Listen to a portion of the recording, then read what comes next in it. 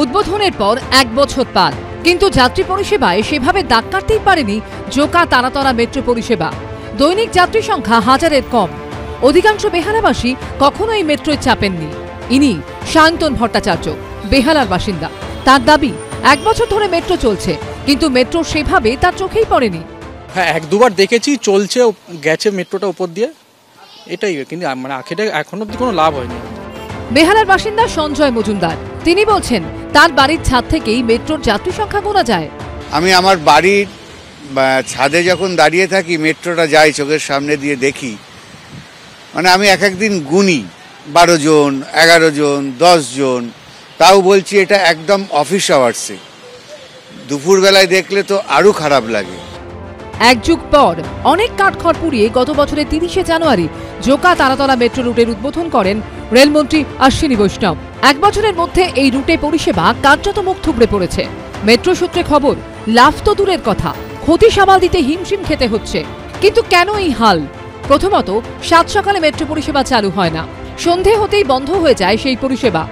Up down মিলিয়ে চলে মাত্র 12টি মেট্রো। জোকা থেকে সকাল 10টায় চলে প্রথম মেট্রো, সন্ধে 6টায় জোকা মেট্রো স্টেশনে পৌঁছয় শেষ মেট্রো। দ্বিতীয়ত, সপ্তাহে 5 দিন মেলে পরিষেবা। এমনকি সরকারি ছুটির দিনেও বন্ধ থাকে পরিষেবা। মাঝেরহাট পর্যন্ত রুট বৃদ্ধির কথা থাকলেও কবে চালু হবে তা নিয়ে অনিশ্চয়তা রয়েছে। আর বিবাদীবাগ পর্যন্ত মেট্রো রুট তো এখন 20 পাও চলে। রেল কিন্তু প্রফিট অ্যান্ড লস হিসাব করে, ব্যালেন্স শিট হিসাব করে চলে না। রেল মানুষকে পরিষেবা দেওয়ার জন্য আছে, এবং রেল চায় যে মানুষ সুস্থ পরিষেবা পাক। সব মিলিয়ে অটো বাসের এখনো বিকল্প হয়ে উঠতে পারেনি জোকা তারাতলা মেট্রো। মেট্রোর লাইন নির্মাণকালীন দীর্ঘসূত্রিতার জন্য দীর্ঘদিন নাগরিক সমস্যা ভোগ করেছেন বেহালাবাসী। 1 বছর হয়ে গেল মেট্রো চালু হয়েছে, কিন্তু তাতেও মেলেনি সুরাহা।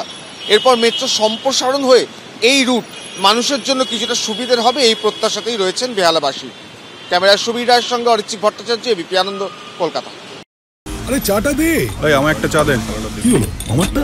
বাংলা পক্ষপাত চায় না, বাংলা খবর চায়। বাংলা খবর, বাংলার খবর।